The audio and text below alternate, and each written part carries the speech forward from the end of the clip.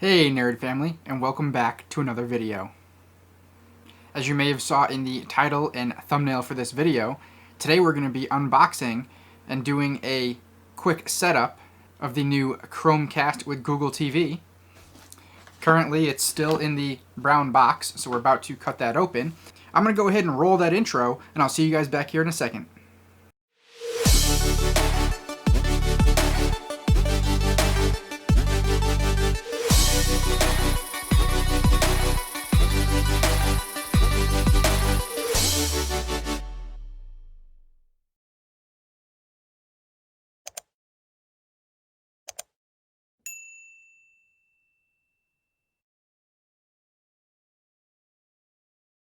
Alright guys, welcome back. Again, as always, I thank everyone for watching, and I hope everyone out there is staying safe and staying healthy.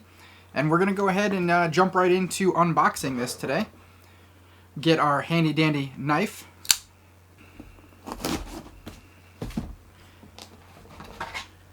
We got the device right here. Make sure there's nothing else in the box. We got a little hi there from the Google Store. Alright, so inside the box, this is what you're going to have. Alright, and just going around the box here, we have the back. There's really not much going on there. You have one of the sides of the package there.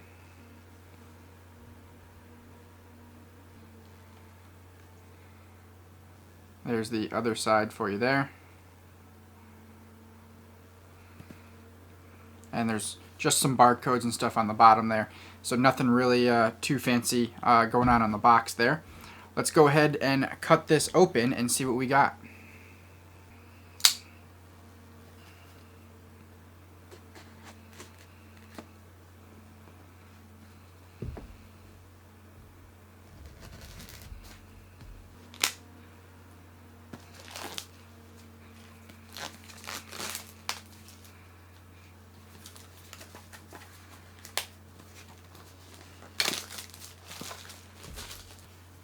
Alright, after removing all the plastic, it looks like we have everything where we can just open it up now.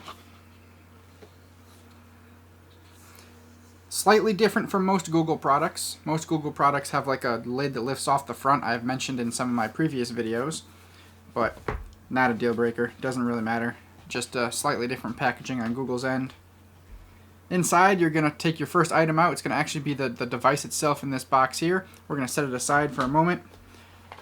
In this little box here, you're going to have your remote. Underneath those, you have your Get Started guide. And underneath that guide, you're going to have your cords wrapped up all nice and neat here.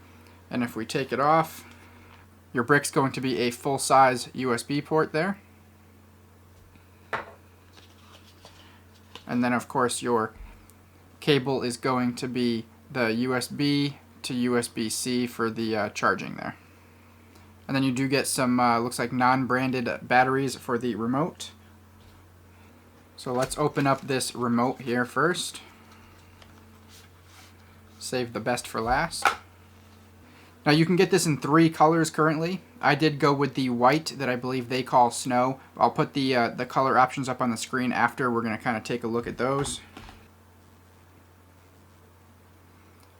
As you can see, there's really not a whole lot going on it, which could be for the best, and it could be a hindrance with it not having a whole lot of buttons on there. Who knows? We'll just kind of have to see as we go. But as you can see, it's a very small remote. I don't currently have the Tivo remote to compare it to, but I do have the Roku TV remote to compare it to. So you can kind of see the size difference there, as well as the amount of buttons. It doesn't feel too bad in the hand. It feels pretty good. We won't really get to test the buttons until, of course, we can get it turned on. But without it currently working, the buttons feel okay. They have decent travel to them and feel pretty soft to the touch. The remote feels light and kind of slippery, but it doesn't have the batteries in it yet, so we'll kind of have to see how that is when we get it actually working. But as far as the buttons are on here, you do have your circular dial up top with the enter button in the middle. You have a back button, you have the Google Assistant button, a home button, a mute button, a YouTube, a Netflix, power, and a input. So very minimal. Over on the side, you do have a volume rocker. That's all there is to the remote. Let's actually get into the device. They do wrap everything up nice in these nice little bags here. And there's your dongle. That's all there is to it. You have your HDMI port and the actual Chromecast device. There is a button on the bottom. Looks like it's probably for pairing purposes. And you have your charging port right there. So as you can see, very minimal. The weight of it doesn't feel too heavy, but it actually, to me, without having it in my hand though, it feels a little heavier than the Tivo device, but I don't know that that's a huge deal breaker. As I've stated, you're probably going to want to get a cord that's going to extend this further and put it onto a tabletop or desk or wherever you may have your TV set up, just so that way it's not dangling behind the TV. So they give us very limited tech specs.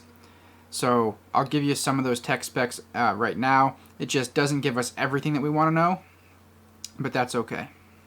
So it is up to a 4K HDR resolution at 60 frames a second. It supports Dolby Vision, HDR10, HDR10 Plus. It of course has your HDMI plug and the USB Type-C power. Now it comes in at about 6.4 inches in length, 2.4 inches in width, and about a half an inch in height.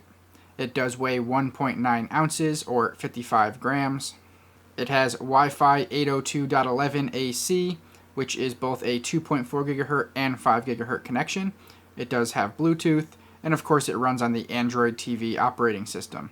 It does come in those three colors, which is going to be Snow, which is their white color, Sunrise, which as you can see here looks kind of like a orangey, pinky kind of color. And then it also comes in Sky, which is a unique blue color. I'd maybe call it, maybe I've heard of like a slate blue, might be the right terminology for it. It's not quite a light blue, but it's a different blue. Of course, inside the package, as we went over, you got the Chromecast device, you got the remote, you have the power cable, the two AAA batteries, and the power adapter. Now that voice remote, it's going to come in at 2.2 ounces or 63 grams. It's about 4.8 inches in length, 1.5 inches in width, and just over half an inch, coming in at 0.7 inches for height. It does have a built-in accelerometer. It works off of Bluetooth, but also has the IR to control a TV, soundbar, or receiver. It has the integrated microphone for Google Assistant, and that's really all there is to it. Unfortunately, as I said, at this moment, it doesn't tell us how much onboard storage there is, so we won't be able to see that until, of course, we turn the device on and take a look at it for ourselves. Now, as I mentioned, you can get the device for $49.99, so it's going to go ahead and match the price of the Tivo Stream 4K. Now, if you buy it off the Google Store, you can, of course, get 3% back in Google credit for your Google One membership, so you do have that option. If you don't currently subscribe to Netflix and you were thinking of getting Netflix, you can get the $89.99 bundle, which is going to bundle in 6 months of Netflix. So if you were already going to go for Netflix, then you might as well go ahead and look at that bundle. It's just a nice bundle option to have. Now, as we scroll through here on the website, you can kind of get a little bit more information on the device here. Of course, you can go ahead and head to the store.google.com and look up the Chromecast Google TV and get this yourself as well. But as you may notice, it looks very familiar to what we see with the Tivo Stream 4K. You can, of course, get your offer there for the 6 months of Netflix and the device for $89.99. And you can see that they're pushing the no switching apps, just being able to watch your content, and that it can be personalized in a way to discover what you want to watch next. And of course, because it's coming from Google, they are going to push the YouTube TV platform. Now, I believe there was also an offer somewhere out there with YouTube TV as well, so make sure you do your due diligence, look for any offers that you might find, so that way if you're looking to go for YouTube TV and you can get a deal on this as well, then I know there was an offer with YouTube TV previously. They do have the Around the House package, which looks like it comes with this Chromecast as well as one of the Google Home devices. Looks like that comes in at $243.99, or you can pay $10 a month for 24 months, so they give you a pretty good deal there. You can also get the Home of Entertainment package, which looks like it comes with the Chromecast device. It looks like 2 speakers as well as the Google Home, so you can get that for $423.97 or $17.67 a month. And then it also has the double the entertainment package plus Netflix for 6 months. If you're going for a Netflix package, I do suggest going towards this one because it's $129.98. It doesn't give an option to pay monthly for that, but it does include Netflix for 6 months plus 2 devices. So if you really break down the price on that, if you were going to pay for Netflix for 6 months already, then you get, I believe it's about half off one of the devices. So that's actually a pretty decent deal. And here you can see just a little bit more information into the Google TV. So it just shows you some of the content they're going to have on there with all the different apps that are available to it. And like I said, there's no shortage of content and no shortage of apps. Now you can come over here and you can actually view the available apps, which is going to bring you to the Play Store and show you all the apps that are available to it. But there are so many apps, we're not going to go through all of them. I'll just let you guys know as I test it further if there's any apps that we don't find on here. And this brings me to what I'm curious about going forward, with them changing the Google Play Movies and TV application into the future Google TV application, and it coming soon to future smart TVs and things like that. I do wonder if that application is going to just be able to be used on any of the devices. So let's just take the Tivo 4K as an option and give the same experience that it's going to give on this device. That's just going to be something that time will tell. As soon as the Google TV app is live and on all devices, we can kind of test it out and see what the differences are between having this actual device and just having the app running on a different device. Alright, so far I'm excited to see how this is going to work. Hopefully we don't have any issues as we did when we set up the Tivo device, and hopefully everything runs smoothly. So fingers crossed. Let's go ahead and take a look at getting it set up and going through that install process and see how it goes. This is Chromecast with Google TV. It's a handy streaming device that plugs right into your TV. It comes with a voice remote, so you can be like, find action movies, and it will show you all the action movies on one screen, no matter which one of your streaming services they're on. So no more, wait, where is that movie? Google TV is great at helping you find exactly what you want to watch, even if you don't know what that is yet. What should I watch? So, yeah, that's Chromecast with Google TV from Google.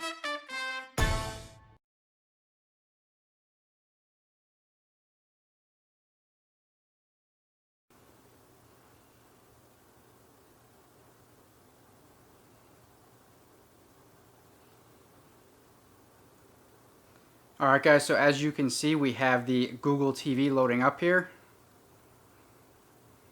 It looks like the first thing it's going to do is pair the remote. Went successful. We're going to choose English.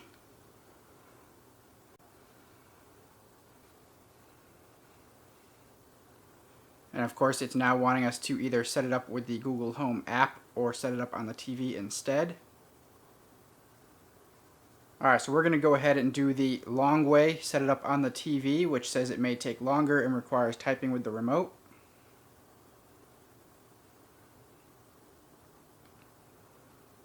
I'm going to choose our Wi-Fi. I had to fast forward over the password because the hide password button wasn't working, so a very peculiar flaw, but unfortunately a flaw. So just to point out, I don't know if it's going to be like that for everyone, but it would not let me select the hide password box. So I fast forward over that. We are now downloading a system update. Depending on how fast this goes, we may fast forward through this. But right now it looks like it's going pretty quick, so we might just leave it and see what happens here. Alright, and we will see you guys when it restarts.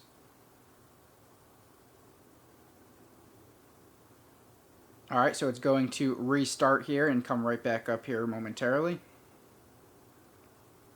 After it restarts, you will get the installing system update Google message here. This looks like it's going to take a little bit of time, so I'm going to fast forward through this.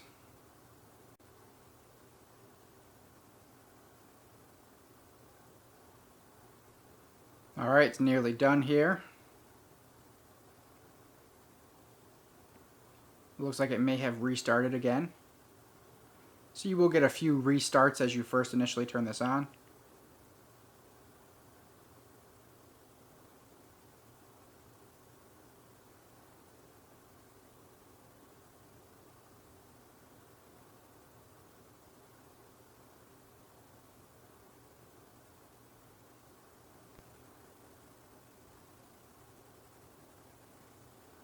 And here we are greeted again by the new Google TV little logo here.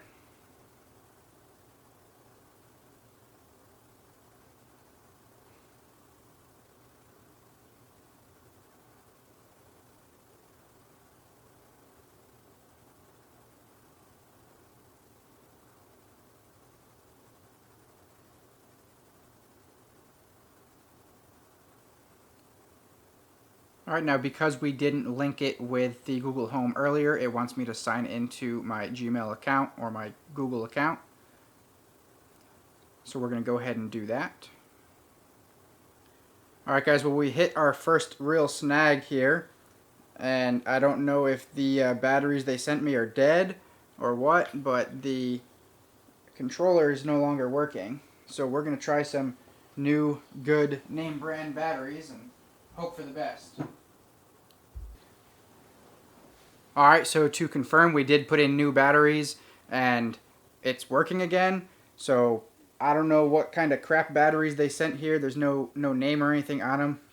So not sure, but they sent some crap batteries. Hopefully you won't get the same experience.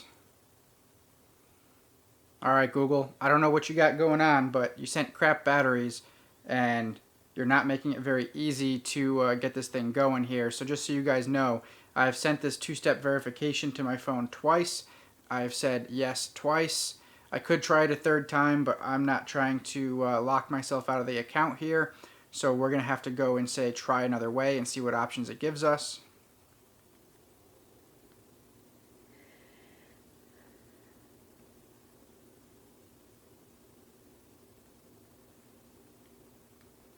So just a heads up guys, there is a lot of weird things with this device already that I'm hoping is just going to be some software adjustments, but as I was trying to scroll down to some of the buttons on the screen, such as next and things like that, the control pad doesn't actually go down on the screen. It was like actually changing the numbers or the letters on the keyboard that was not even on screen. So very peculiar that you can't just use the navigational buttons to go down to the buttons on the screen and select them. Don't know why it is that way. Hopefully they didn't rush this device, is what we're kind of seeing now. Hopefully it's just some weird technical glitches that they're going to fix in a software patch, but we're going to continue on.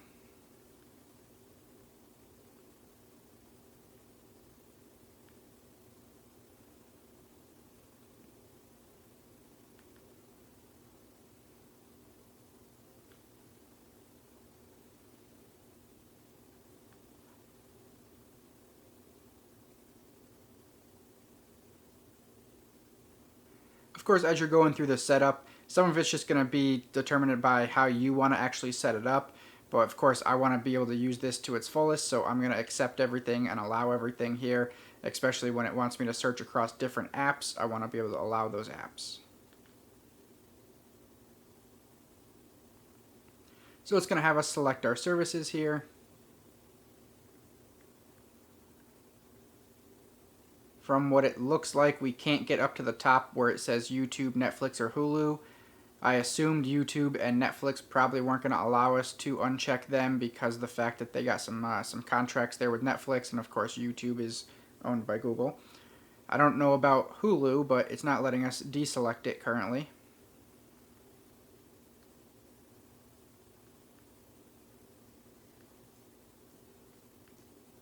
But we will select all of our other services here.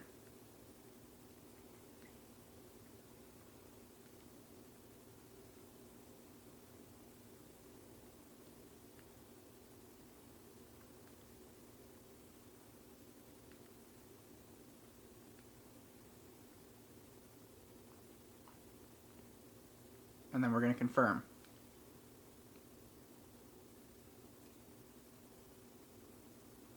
Alright, so now it's going to go through, it looks like, the setup for the remote.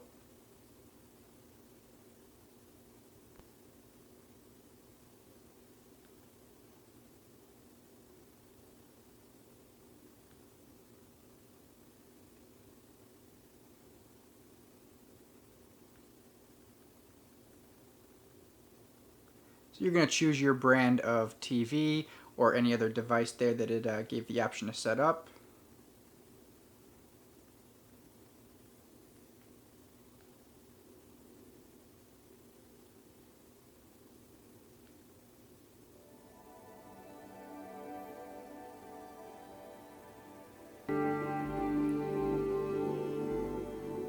As you can see there, it is controlling the volume.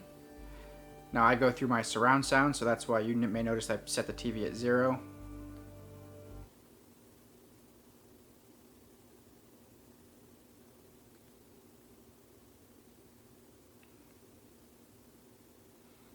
Now this is going to cause the TV to go off, so bear with me here.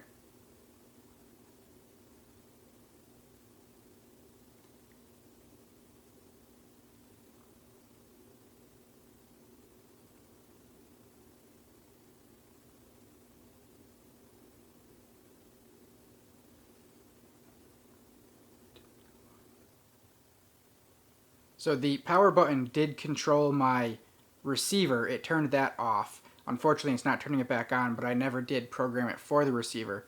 But I did notice that I had to tell it no, it did not turn the TV off, and it actually went and found the second code. I think it says there was 2 out of 8 for mine, and the second code did turn the TV off. So depending on your situation, you may have to go through a couple of the codes for it to actually turn your TV off.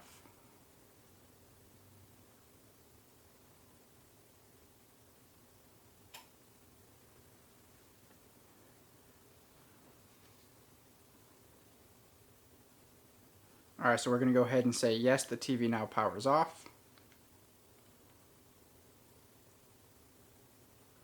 And that's the end of the remote setup.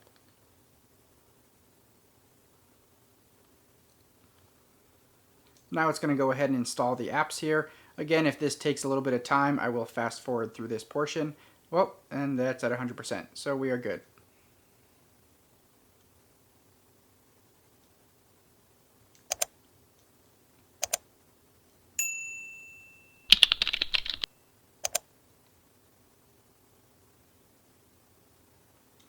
Alright, we're ready to start exploring.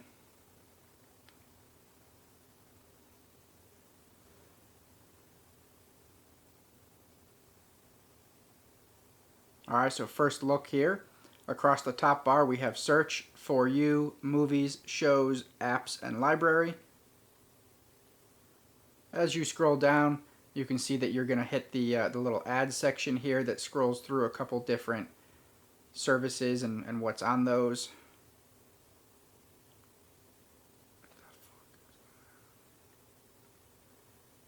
I am having a little bit of a lag issue with the remote here. I don't know if it's just because it's still kind of doing some stuff in the background, but I pressed the button a couple times and it wasn't going. But as we scroll down, of course you can... What is going on with this thing? So we are having some issues where it keeps just loading to nothing here. I don't know what it's doing. It did that a couple times now. But as we scroll down, you can see here it gives you some top picks in this row here. And you got your apps, which is very similar to like the favorites on the Tivo. Trending on Google, action shows, medical dramas, thrillers, and I kind of like if you like this section, this movie or show, then you're gonna like that kind of section. Recommended videos on YouTube, popular movies and shows, fantasy. So there's just a lot of different genres as you start scrolling down. And then of course you can teach it to get better recommendations. We're gonna head back to the top here. I want to find the settings, which looks like it might be over on the side here.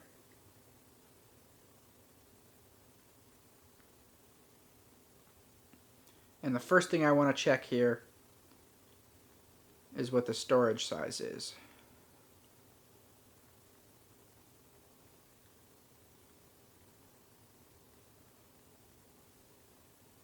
So it is running Android 10 for anyone that is wondering. Alright, so we're going to go to storage.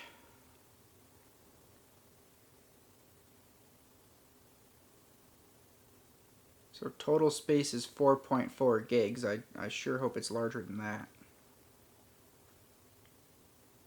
It doesn't look like it. So they may have done us dirty here. Unfortunately, it looks like the total storage is 4.4 gigs. So they didn't even do 8 gigs on here. So I'm going to be very surprised as we start adding some apps as to what's going to happen here. So you guys will definitely have to check out the full review to see how the storage is going to work here. But it looks like there's 1.9 gigs currently available, and I have yet to install anything besides what it chose in the beginning there. So we will see how well that this 4.4 gigs is going to suit us, but I have a sneaky feeling it's not going to be enough.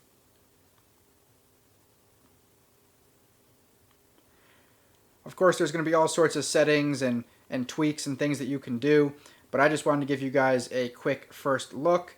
I will go through and run it through its paces and check everything. Of course, if I do find something valuable that I feel should be touched on, I will make a video kind of going over those things, but also make sure to keep an eye out for a full review. I'm hoping that within a 2-week to a 30-day time period, I should have enough testing on this device and hopefully get it out there for you guys to be able to see. But first glance, the device looks okay. It seems to function pretty good. The setup process, although we ran into a few minor issues, looks to be great. Time will tell if it's going to hold up over time, as well as have enough storage space for you to be able to store everything. So I'm going to go ahead and run this thing through its test today, and I will let you guys know. Let's go ahead and head back to the desk, and if there's anything else that I can think of, I will make sure to add it in my final thoughts. Hey guys, Editing Dave here. I just wanted to jump into this video because I found a few things after I filmed this video that I want to let you guys know about. I had mentioned that there is only 4 gigs of storage on the device, which I do feel is still a problem. I think at the bare minimum they could have put 8, but nowadays you probably should have put 16.